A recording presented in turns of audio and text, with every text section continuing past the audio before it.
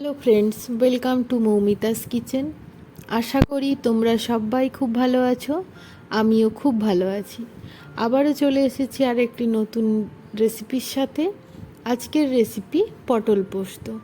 নিরামিষভাবেই বানিয়েছি পটল পোস্তটা আজকে, খুব কম উপকরণেই, আর খেতে কিন্তু খুব সুস্বাদু হয়। নিরামিষের দিন এই পদটি রেখো, দেখবে নিমিষেই কিন্তু এক থালা ভাত শেষ হয়ে যাবে। তো চলো বেশি কথা না বাড়িয়ে রেসিপির দিকে এগোনো যাক। পটল পোস্ত বানানোর জন্য আমি প্রথমেই নিয়ে নিয়েছি পটলগুলোকে ধুয়ে পরিষ্কার করে রেখেছি। এটার ছাল ছাড়িয়ে লাল লাল করে ভেজে নেব।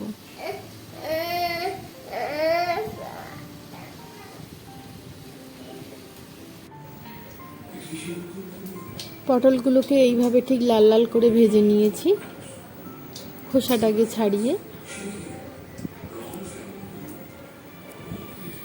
আর পটলটা কাটার সময় মাঝখানটা একটু চিড়ে দিয়েছিলাম, যাতে খুব সহজে নরমও হয়ে যায় আর তেল মশলা এতে খুব ভালোভাবে ঢোকে।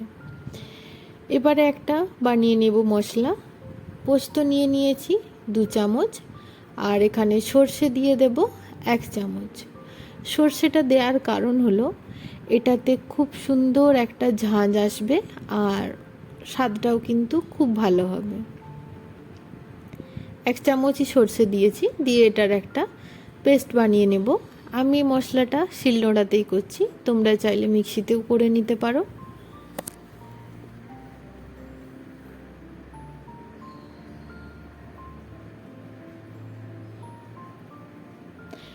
হাফেরও বেশি পেস্ট করে নেওয়ার পরে এর মধ্যে দিয়ে দিয়েছি 4টে কাঁচা লঙ্কা।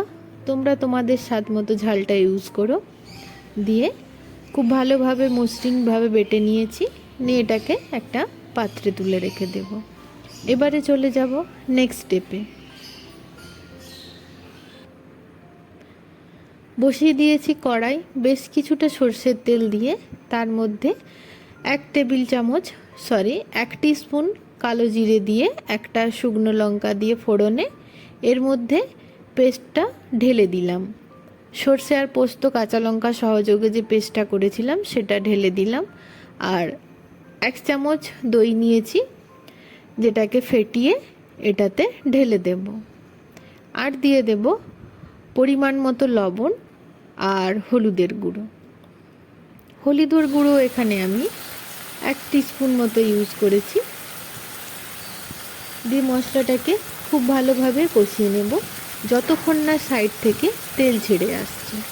এখানে একটা কথা বলি, দইটা অপশনাল, তোমরা চাইলে ইউজ করতেও পারো বা নাও করতে পারো, বাট দইটা দিলে একটা খুব ভালো স্বাদ হয়, একটা টক স্বাদ আসে, যেটা খেতে খুব ভালো লাগে। তো দইটা চাইলে তোমরা স্কিপও করতে পারো।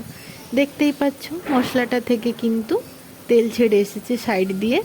এরপরে দিয়ে দেব এখানে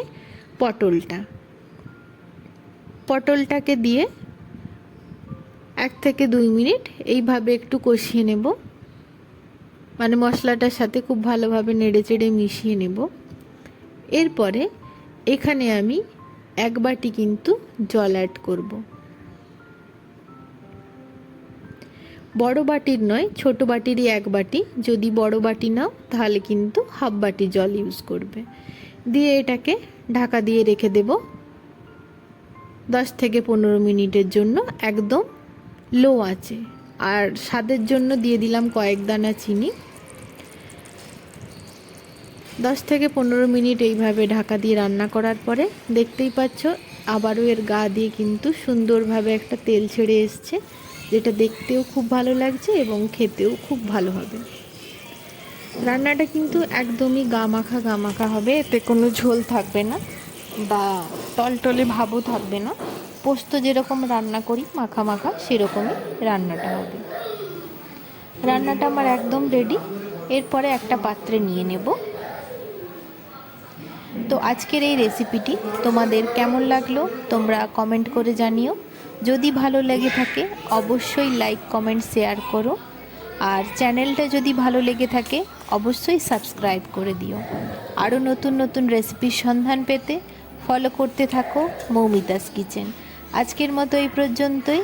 আবারও আসবো আরেকটা অন্য রেসিপির সাথে, অন্য ভিডিওতে। সবাই ভালো থেকো, সুস্থ থেকো, সাবধানে থেকো।